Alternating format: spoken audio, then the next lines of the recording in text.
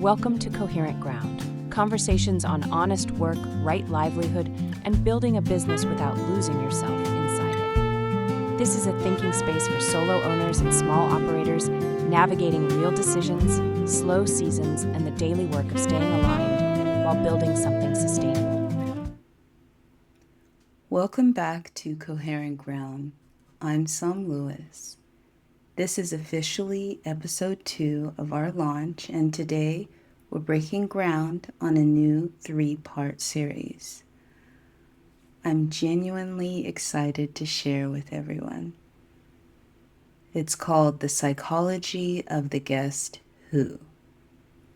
Now, if you operate a short-term rental, whether it's a desert suite out in Nevada or a downtown loft in a major city, you already know hospitality is an extreme contact sport disguised as customer service.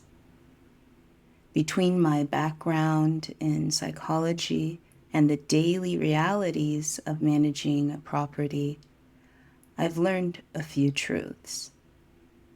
Every difficult guess leaves 2 things behind: the mess you can see and the data you haven't read yet. Over the next few episodes, we'll use a little dry humor, some applied psychology, and a little hard-won hospitality experience to decode exactly who's booking your space and why they behave the way they do. We're not just here to vent, we're here to understand the psychology behind the quirks and build the kind of bulletproof systems that protect your property, your sanity, and come on, we're running a business here, your guest experience, long before your next check-in is sent. So let's start. Let's get into part 1. Let's talk about something every short-term rental host has experienced, but almost no one discusses publicly, mostly because we are desperately trying to manage our 5-star composure, right? You do a turnover walkthrough. You open the door, and immediately something is off. The couch is against the wrong wall. The chair that was by the window, it's now in the kitchen. The welcome basket has mysteriously relocated to the bathroom counter. You stand there in the middle of your own property, feeling like a trespasser in your own space, asking no one in particular, why did they move that heavy couch? The Rearranger. This is the guest who arrives and immediately starts editing your space like it's a rough draft. They're not malicious. They're not throwing wild parties, right? They're probably entirely unaware they've done anything notable at all. In their mind, they simply made it work. In your mind, they dismantled at least 6 hours of meticulous staging in just one day. In just one stay. All of that undone, right? This guest has opinions, strong ones. Opinions about flow, about natural light, about exactly where a reading chair logically goes, and they act on every single one. So what's actually happening here? Why the heavy lifting?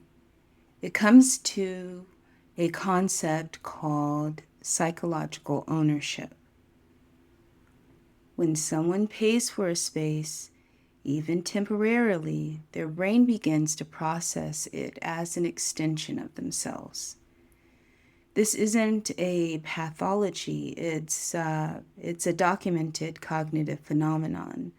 The problem isn't that the guests felt at home. The problem is that feeling at home activated behaviors perfectly appropriate in their home, but wildly misaligned in your space. The furniture rearranger tends to score high in what psychologists call need for control and spatial autonomy. They regulate comfort through environment. So when your environment doesn't match their internal template, they don't adjust the template, they adjust the sectional. Here's the ironic twist. This guest is often a 5-star reviewer and a big campaigner when things go well, because when they feel in control of a space, they feel cared for. So before we put all the blame on the guests, we have to look in the mirror. If this keeps happening to you, your space itself might be communicating ambiguity. Rooms with unclear flow, arrangements that feel heavily staged rather than lived in, spaces where the function of the area isn't quite obvious. These invite guests to step in and solve what feels like a design problem.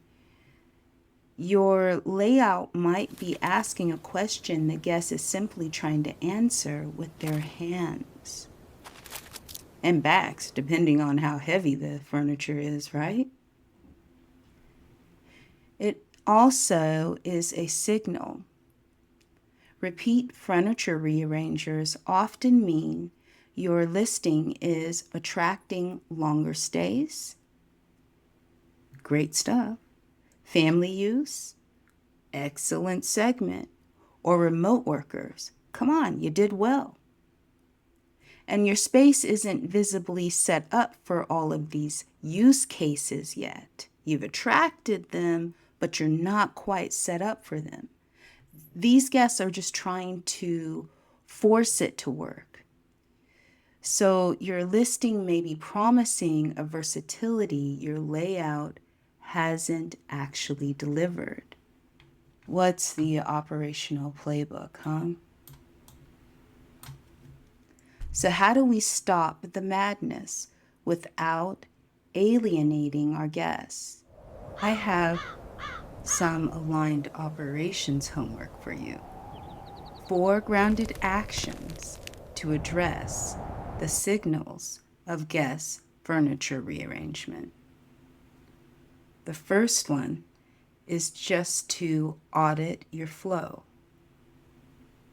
I want you to walk into your space with fresh eyes. If your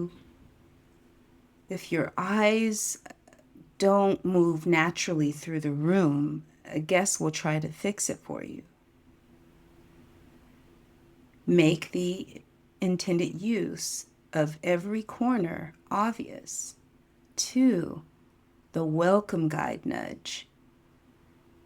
Now, photograph your ideal furniture arrangement and include it in your digital welcome guide with a light, non-punitive note. Something like, we've arranged the space for optimal flow and comfort. If you need to adjust anything to suit your stay, please just return it to its layout before checkout. We appreciate you taking care of the space. That's it. 3, update the house rules. Add a clear boundary for the heavy stuff.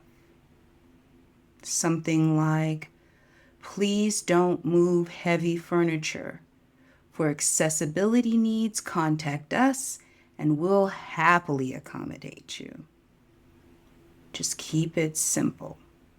And 4, the damage clause. Consider a furniture fee clause for items moved and damaged in transit, like scratched hardwood floors, dents. It's not punitive, it's just documented business. Oh my goodness, I forgot 5. Mental note. The 5th one is mental note. Take time to reflect on the furniture that guests tend to fight with or rearrange. So on your next turnover, you will be mentally tuned to spot the repeat moves, what the guests move on that stay. So you'll be able to catch the feedback. Treat every repeated rearrangement as free layout feedback you didn't have to send a survey for. Assume it's feedback, not disrespect. Adjust the layout so the next guest doesn't have to solve the same problem with their hands. Thanks for spending this time with me today here on the Valley floor. Building something real as a small operator is quiet, often invisible work. Now, if these conversations are helping you find your own coherent ground, take a moment to like, share, and subscribe. Those small actions are the 1% deposits that help this community compound and reach the other hosts and builders still navigating their own valley. If you're ready to move from insight into aligned action, join the Coherent Ground email list. You'll be the first to receive new operational resources, exclusive booking specials for the Desert Valley Suite, and lab updates on our AI-assisted systems as they're ready for the public. The link is in the description. It's a quiet door we're leaving open for whenever you're ready to walk through it. I'm Sam. Remember, you're not behind, you're in the valley, and the valley is doing its work. Free manuals and prompts are available if you want something practical to work with between episodes. You can join the email list for more support tools and community offerings when they're ready. Thanks for spending this time with me here on Coherent Ground. I'm Sam, a trauma-informed operations coach, AI systems guide, and co-owner of Desert Valley Suite in Pahrump, Nevada. I work at the intersection of mental health, small business operations, and ethical automation, helping solo owners build systems that support their lives instead of draining them. This show is produced under Area 3251 DVS LLC, our hospitality and operations studio rooted in the Mojave Desert. Until next time, keep your work honest, your systems aligned, and your ground coherent.